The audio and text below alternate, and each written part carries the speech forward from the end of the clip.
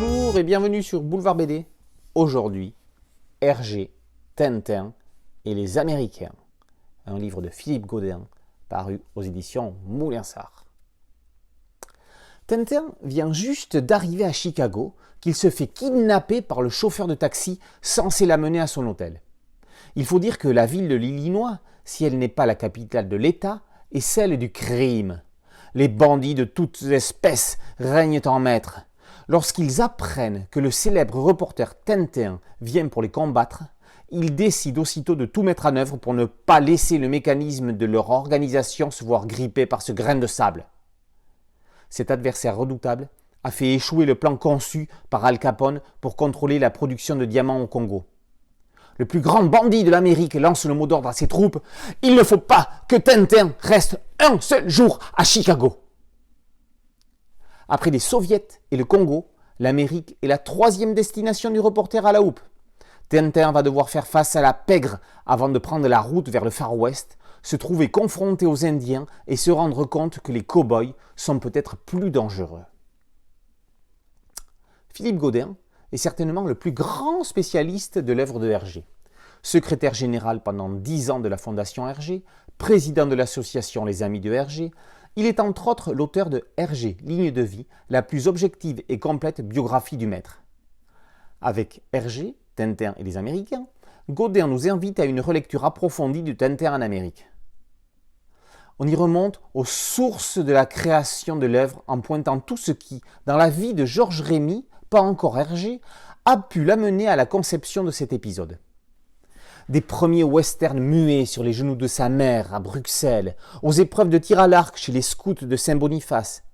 Les éléments s'imbriquaient déjà dans le cerveau du créateur pour envoyer son imaginaire de l'autre côté de l'Atlantique. Chose qu'il fera bien avant Tintin, avec Totor, chef de patrouille des hannetons, qui débarquera à New York dès 1926. Godin multiplie les anecdotes et les informations.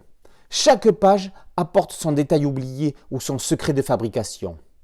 Il a réalisé un minutieux travail de fourmi qu'il retranscrit dans un style savoureux, faisant qu'on peut lire l'ouvrage comme un roman ou y picorer des instants. On apprendra par exemple comment le petit 20e joue à la carte du vrai-faux avant même le démarrage de Tintin en Amérique, lorsque le figurant jouant le rôle de Tintin à la gare de Bruxelles lors de son retour du Congo laissa entendre qu'il partirait pour Chicago. On verra aussi qu'avant Tintin, et outre Totor, Hergé a amené Tim l'écureuil au Far West, et que plus tard, Popol et Virginie y iront à leur tour. Le cœur de l'album propose en français la version intermédiaire parue en feuilleton en néerlandais dans le quotidien belge At Last News en 1941-1942. Quelle merveilleuse idée!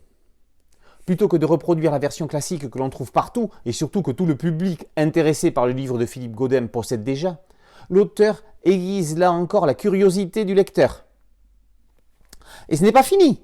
Dans une troisième partie, la vie de Tintin en Amérique après sa publication. Exportation de l'œuvre, illustration dérivée, rapport avec la marche du monde, note d'Hergé datant de 1957 sur le développement d'un éventuel futur scénario codé peau rouge. Godin termine sur les rapports de Tintin et Hergé avec l'Amérique. Warhol, Spielberg, Lichtenstein, pour ne citer qu'eux, sont au générique. Le sous-titre de Hergé, Tintin et les Américains explique le concept. Monographie de Philippe Godin. Alors que le genre est plus habituellement réservé à des auteurs, il est ici consacré à un album. Sous la plume de Monsieur Godin, la chose est faite avec respect, passion et amour de l'œuvre.